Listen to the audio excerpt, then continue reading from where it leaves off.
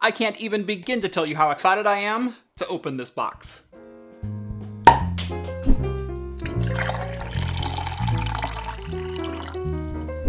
Ever since I reviewed these a short while ago, there's been a lot of chatter about my balls and how I maintain them. For starters, you're never going to get the results you want with outdated equipment. The new and improved Lawnmower 4.0 includes all the features you know and love from the previous models, like a spotlight for mowing at night, an all-new wireless charger for tactical refueling, plus with its skin-safe technology and 2 adjustable guards, you won't end up tilling instead of just trimming. If you do your landscaping in the shower, the Lawnmower 4.0 is IP67 rated, meaning you don't have to call the game on account of rain. And for those who travel, there's an all-new travel lock to avoid potentially embarrassing situations when checking in your luggage. Go to manscaped.com/craftcomputing to get 20% off your order and free international shipping. That's manscaped.com/craftcomputing. Your balls will thank you. Welcome back to Craft Computing, everyone. As always, I'm Jeff, and I'd be lying if I said I didn't take a sneak peek. Inside this box is an Indiegogo campaign that I backed back in January, but it's from a fairly well-known company. If it wasn't already obvious, I am a pretty big fan of GPD, or Gamepad Digital. In fact, these are 2 of their previous handhelds, the GPD Win 1 and the GPD Win 2. Now, I'm not the original owners of both of these handsets. In fact, both of these were donated over the last 6 months or so by fans of the show. For those not overly familiar with GPD, let me give you a quick rundown of the first couple of handhelds. The GPD Win 1 was based off an Atom Z8700, so definitely not the fastest thing in the world. It's a 4-core, 4-threaded CPU with a 1.6 GHz base clock and a boost clock of 2.6 GHz. The Win 1 pretty much developed GPD's design language, with a clamshell design and a full keyboard down below, as well as an X-input compatible controller built right into the handheld. It also features a 5.5-inch 720p display with a full 10-point touchscreen. So while this isn't exactly going to tear through modern AAA titles, it was able to play some older games like Far Cry 2 at a solid 30 frames per second. But there were a couple Achilles heels in the hardware. First off, there was only 64 GB of storage offered internally for this system, and it is not upgradable. Now, while there is a microSD card slot on board for expansion, that also holds you to the same limitations of the microSD media, such as low write endurance as well as fairly slow speeds. Secondly, there were some pretty major cooling issues. While the Intel Atom Z8700 inside of here was actually designed to be passively cooled, and GPD did include a fan in this unit, it earned the unfortunate nickname of the Magma Stone, because the internal CPU can easily reach 90 degrees Celsius, with the outside casing hitting 50 in some cases. But despite all of its flaws, I still use the GPD Win 1 on a weekly basis. More often than not, I will stream games from my desktop while I'm sitting upstairs hanging out with the kids. Moving on to the GPD Win 2, where GPD actually addressed a lot of the criticisms with the GPD Win 1. Gone is the Atom CPU, and instead they replaced it with a 15-watt Mobile i5 CPU. A pretty solid upgrade. It also got a pretty big size bump, moving up to a 6-inch 720p IPS display, still with touchscreen capability. The ergonomics also got completely redone, and I am definitely more of a fan of the layout of the controller on this rather than the GPD Win 1. On the rear of the unit is a cover for the M.2 SSD, meaning you can expand the storage in this unit to whatever you can cram into a 2242 M.2 slot. The memory also got a significant bump from 4GB in the GPD Win 1 to 8GB in the Win 2. However, even with the added horsepower, this one is still a flawed console. First off, while the jump from the Atom to the M3 CPU was definitely significant, this is also still vastly underpowered to play most AAA games, even back in 2018 when this was released. As far as emulation performance goes, the GPD Win 1 can easily handle Nintendo 64, PlayStation, and PSP titles. However, even with the jump to the M3 CPU, there's not enough performance in here to jump up to the next generation of consoles, so GameCube is not playable, making emulation essentially a wash between these two. And lastly, there's a reason I'm holding the console like this, and it's because the LCD screen is not currently attached here. The reason being is because of the LCD cable that runs from the back of the LCD down through the hinge and into the motherboard. When I received this unit, it came with a non-functional touchscreen, though the LCD was working just fine. So I swapped out the ribbon cable after reading forums that was likely the issue. However, the LCD ribbon cable did not fix the touchscreen. So I bought another one and swapped out the LCD cable again, to the same result. Finally, I decided to go for broke and ordered a brand new screen. And, well, the touchscreen still doesn't work. So while we got a significant jump in performance between the GPD Win 1 and the GPD Win 2, the hardware reliability of the Win 2 definitely leaves something to be desired. And with those out of the way, let's dive into today's box, which is the GPD Win 3. Full disclosure, I did reach out to GPD and request a review unit of the Win 3, however, they never responded back to me. So I went ahead and backed the Indiegogo campaign on January 14th and received the first batch of shipments of a retail GPD Win 3. So inside the box, we have a screen protector, which I will be installing momentarily. There's also this little cover that says "Actions speak louder than words" on top of the GPD handheld. I got mine in the bright silver as I wanted it to be a little bit flashy, and you can see there is a massive change in design language between the GPD Win 1 and 2 to the GPD Win 3. That's right, gone is the clamshell style design from the first two consoles, and instead we have this brand new T-Mobile Sidekick or HTC 8150. I'm not sure which smartphone it reminds me more of, but overall I do like the new design language here. Hardware-wise, we are looking at the most significant leap forward yet. Gone is the Core M3 low-voltage CPU. Instead, we have a full-fat Core i7 1165G7 with Intel Xe graphics with 96 compute units on board. We also upgraded from 8GB of DDR3 to 16GB of LPDDR4 running at 4266. This thing is insanely fast, even by laptop standards. Also included is a crap ton more storage, thanks to a 1TB NVMe drive that is a standard 2280 length, meaning that you can swap in whatever NVMe drive you'd like, so long as the drive itself is one-sided, as the cooling system does take up some of that M.2 slot. Now, there are two complaints that I've heard most often when people talk about the GPD Win 3, and that is that they reduced the screen size from 6 inches on the GPD Win 2 back down to 5.5. And the resolution did not receive an increase, sticking with a 1280 by 720 screen. I actually like both of those decisions. Number one, the 5.5-inch screen makes this ever so slightly more portable, and in a mobile gaming rig, portability is everything. I'm much more likely to toss this in my backpack. Number two, I like only having a 720p screen to drive. It means that your graphics card doesn't have to work as hard to get 60 FPS, and you can even tune down the TDP rating on this chip to eke out some more battery life, which is, again, paramount for a mobile gaming machine. One thing I am impressed with is they managed to keep the weight relatively the same between the GPD Win 2 and the GPD Win 3, even though the GPD Win 3 is definitely a larger console. Let's take a look at the other accessories inside the box, which I'm sure is just a power brick. Yep, USB-C power brick, and a USB-C cable, so nothing too fancy there. I will say, charging brick size, I'm a little bit disappointed in, given that it's almost a quarter the size of the console itself. I would have much rather seen a brick about this size. This is one that I have from RavPower. These are the exact same rating. This is a 20 volt at 3 amp. This is a 20 volt at 3.25 amp. So they could have designed or purchased a much smaller brick to be included with this. This is probably the one I'm going to be traveling with when I do lug it around. I also purchased the optional docking station, which allows you to charge the device as well as hook it up to other I/O, including gigabit Ethernet and video output. So this, I think, is a must-have for this type of machine. All right, and that's all you get inside of this box. I was actually kind of hoping there'd be a charger included with this one as well to give you dual chargers, but again, I guess USB-C chargers aren't all that expensive. I think this one was less than $30. But it would have been nice to see that included. All right, let's go ahead and talk about the rest of the hardware here. So first off, the controller has gotten a major revamp from the previous versions. Again, I really like the controller layout on the GPD Win 2. However, the buttons were always just a little bit mushy, especially the D-pad. It has one of the worst D-pads that I've ever used on a mobile device.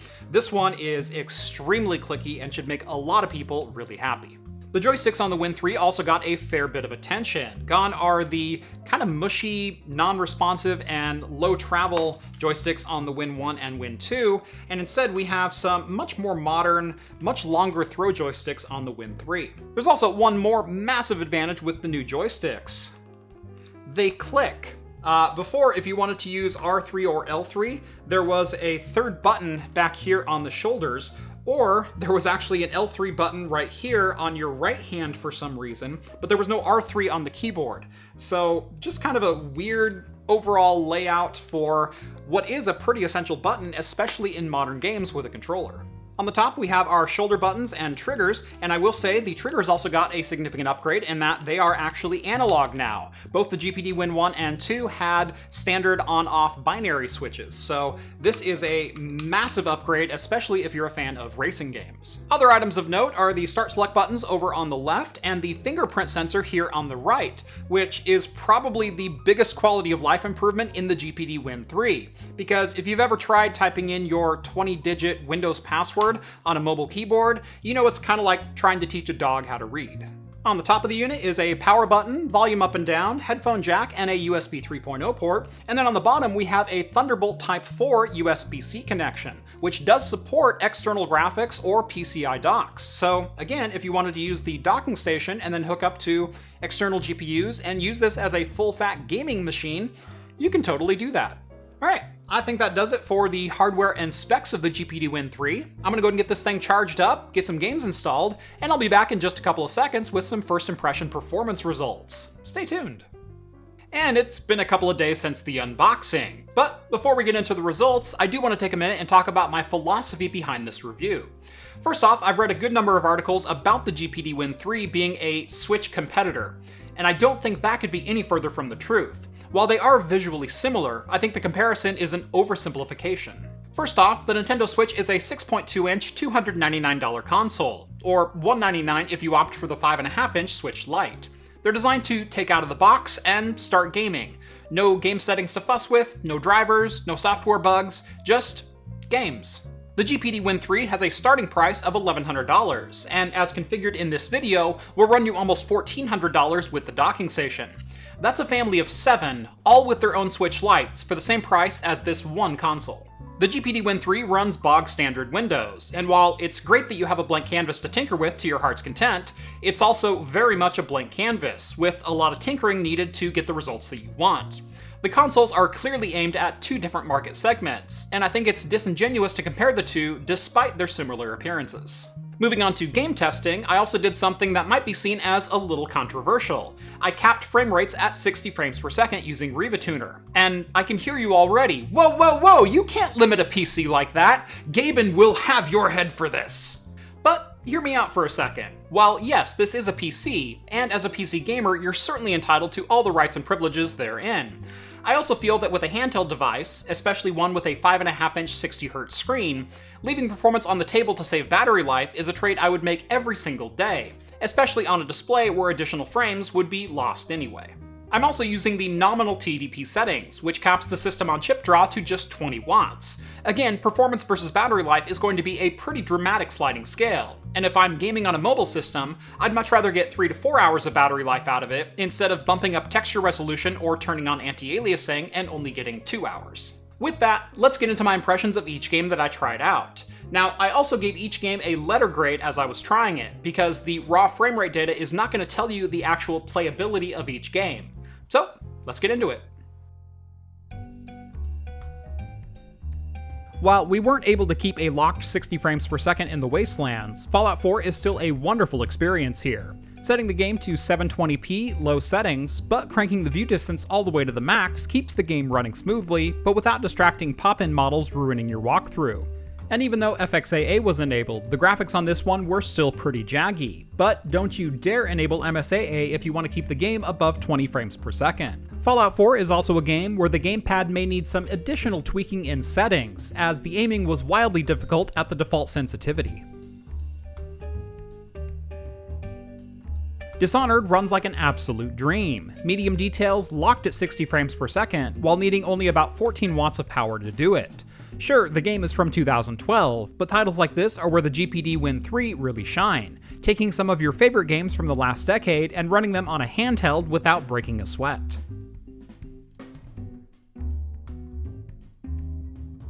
BeamNG Drive is one of my favorite games to lose a couple of hours with, and one I happily purchased in the earliest days of early access. Using lowest settings across the board, I saw around 19 watts of total power usage, with the GPU sitting between 75 and 85% utilization.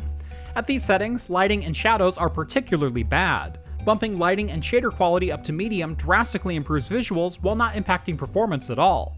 The game easily averaged 60 frames per second, with very few drops into the high 40s, even during the spectacular crash scenes this game is known for. In a surprise to no one, Rocket League is fully playable. What is surprising though is it plays at max settings while maintaining a locked 60 frames per second.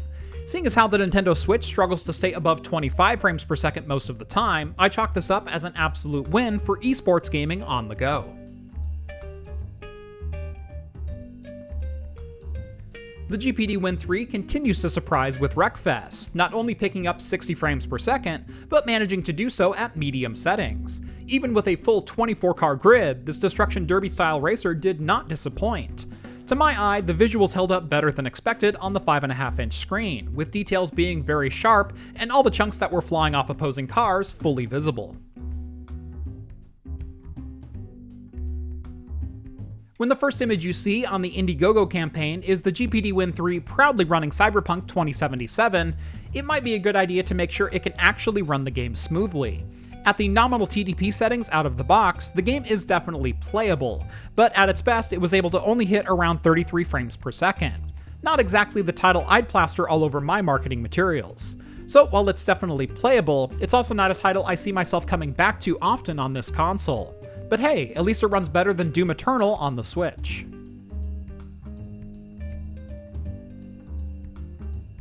The irony of trying to play Breath of the Wild on a PC handheld is definitely not lost on me. Unfortunately, this game had problems maintaining 20 frames per second without any graphics mods applied. It did touch 30 FPS a couple times, but it seemed random and not repeatable. Increasing resolution with graphics packs had no effect on performance, but according to monitoring software, there was plenty of headroom available for both the CPU and the GPU. More testing and tweaking may get this game playable, but for now, audio desync and running at only 2/3 speed just isn't going to cut it. I'm calling it right here. This meme is officially dead. If a handheld PC drawing no more than 20 watts is able to play Crysis at 60 frames per second, it's time to put the question to bed, even when said in jest. 720p medium settings was easily playable, oftentimes with the GPU hovering only around 50%. And even in 2021, the graphics still hold up for this nearly 15-year-old title. But I think now we can officially stop asking, can it run Crysis? A very surprising result here, as Hitman 3 is one of the newest titles on this list, but it was easily playable at 60 frames per second. Large environments, lens flares, fast combat, and AI going nuts, it didn't seem to matter. Hitman stayed silky smooth. The only real issue in this game are running with texture resolutions set to low, as it makes many of the environmental details blurry, distracting from an otherwise beautiful game. There's also likely no visual improvements that can be made at this TDP level, as the system was already drawing 20 watts with the GPU pegged at 100%. However, this game was still fully playable.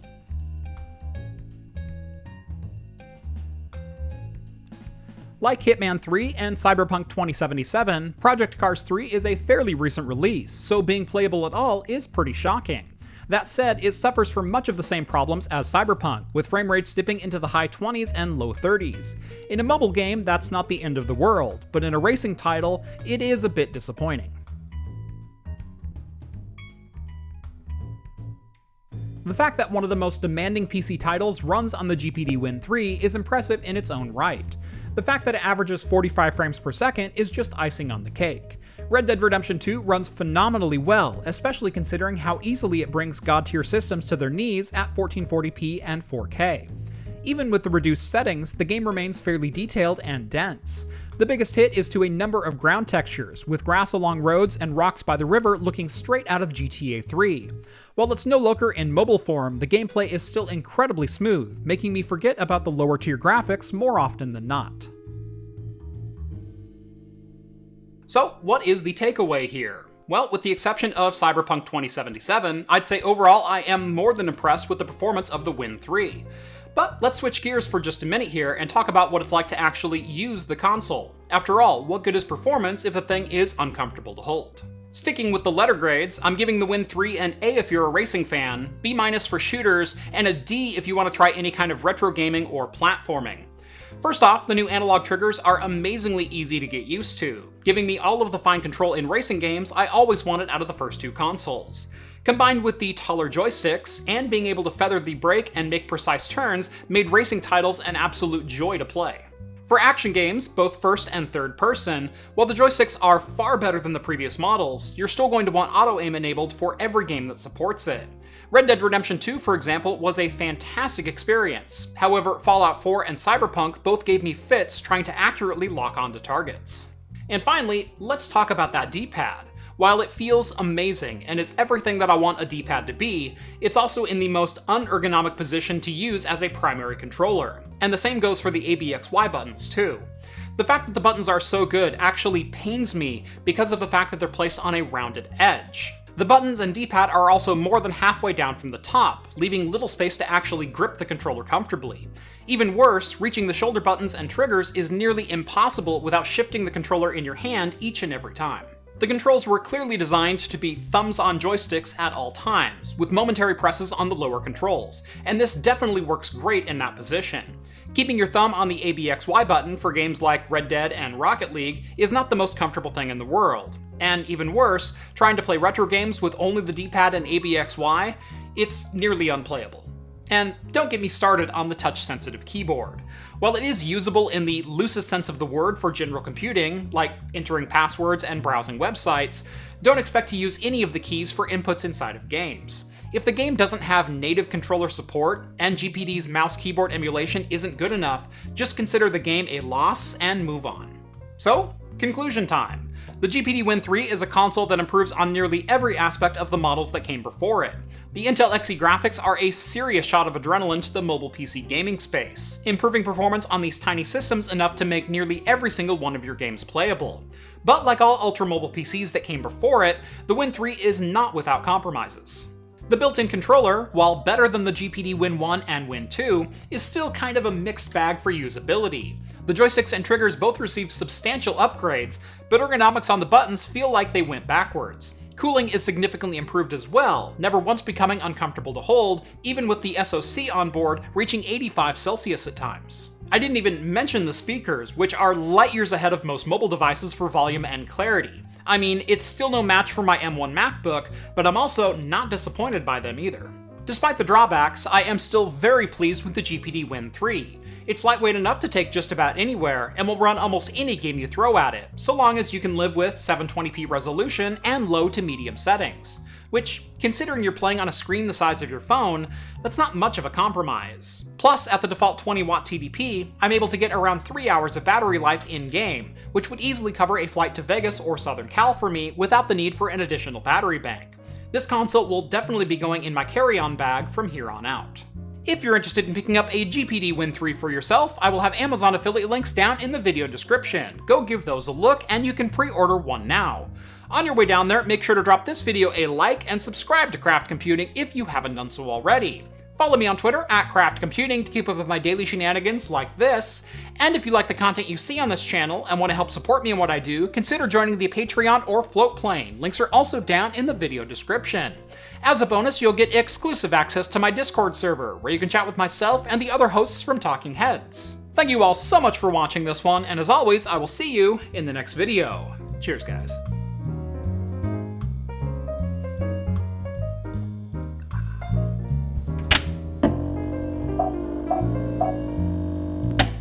Beer for today is not a beer at all, and it's not a cocktail at all. In fact, I'm having a mocktail today.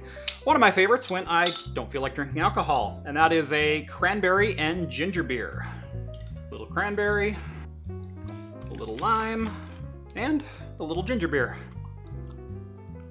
This to me is the perfect mocktail. It's just the right amount of sweet, it's just the right amount of bite and spice from the ginger beer. It's a little bit tart from the cranberry and the lime.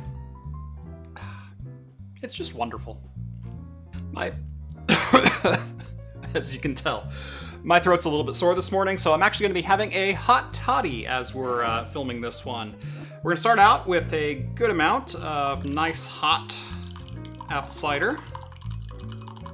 I'm gonna add in 2 ounces of an overproof rye. In this case, this is the Big Bottom Delta Rye 111 proof.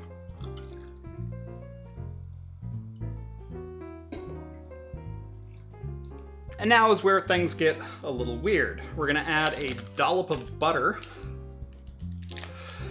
It even sounds weird to say, but trust me, this makes this drink. Don't need a lot, literally just a very thin dollop. There we go. And finally, I'm just gonna drop in a cinnamon stick. And that makes one heck of a hot toddy. Oh God. Oh, that's so good. Oh, there's so much going on there. That is just wonderful. All right, I think we can do this now.